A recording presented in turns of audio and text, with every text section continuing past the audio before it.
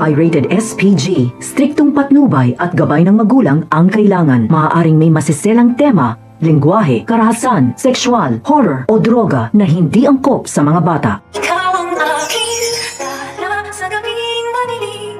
Ikaw ang bawat sana sa lahat ng hiling. Sagot sa akin. Dahil sa nangyari dito kay Don Pepe na muntik-muntika na nga tuluyan ni Moira.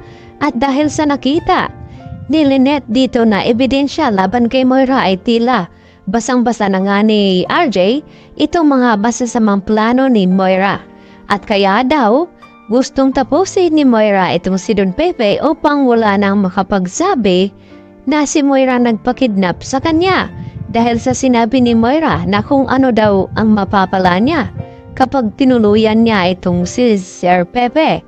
At dito nga na sinagot ito ni RJ na wala nang, pag nawala daw itong si Don Pepe ay wala nang magsasabi sa buong katotohanan na itong si Moira nagpakidnap at kung sino-sino ang mga kasabwat nito. At dahil sa tindi ng galit ni RJ dito kay Moira ay napilitan niya itong saktan at palalabasin sa Apex Hospital. At dito naman na nangungulit itong si Moira sa Eastridge at kidausap itong si Carlos Benitez. Napagsabihan daw itong si Lynette dahil nakipagkita daw ito kay RJ. At idinadahilan lang daw ni Lynette na dadalaw siya dito kay Don Pepe. Subalit ang pakay niya talaga itong si RJ at hindi naman naniniwala itong si Carlos dito sa sinabi ni Moira dahil mag-aaway lamang daw siya. Napatuloy siya maniniwala dito sa mga sinasabi ni Moira at napagtalunan na nga nila ni Carlos at Lynette at ayaw na nga niyang maulit ito. Baka ito pa daw magiging dahilan na masira sila mag-asawa. Subalit narinig ni Moira ang pagtawag ni Lynette dito kay Carlos na maglalunch nga daw sila dito ni Giselle at kasama ang kanilang mga anak.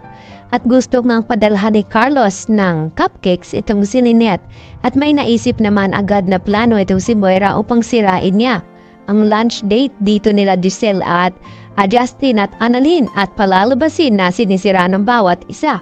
Kaya nagkagulatan nga nang dumating itong mga regalo na ibinigay daw di umano ni Lynette para dito kay Justin at itong si Justin nagbigay din ng regalo dito kay Lynette at Annalyn at pinagtaka nila na kung bakit ganun ang mga nakasulat sa mga cupcakes na nakalagay doon at bakit ganun din na abandoned child ang ibinigay dito ni Lynette dito kay Justin at nagpaliwanag itong si Lynette na hindi niya ganun ang binigay niya, kaya ang pakana ng lahat ng iyon ay walang iba kundi ito ngang si Moira. Kaya mas lalong nagagalit ng husto itong si Giselle at si Lynette dito kay Moira.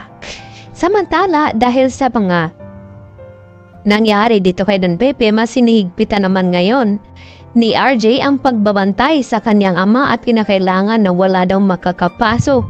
Dahil baka babalikan ni Moira itong si Don Pepe at lalo na hindi makapagsalita ito kapag nagising. At dahil sa mga karagdagang ebidensya na nakuha ni Giselle at lumabas din ang CCTV footage tungkol dito sa kotse na ni Risa na ginamit noon ni Moira, ay dito na kaya malalagay sa alanganin at wala nang lusot itong si Moira sa mga hawak na ebidensya nila ni Giselle at RJ laban kay Moira.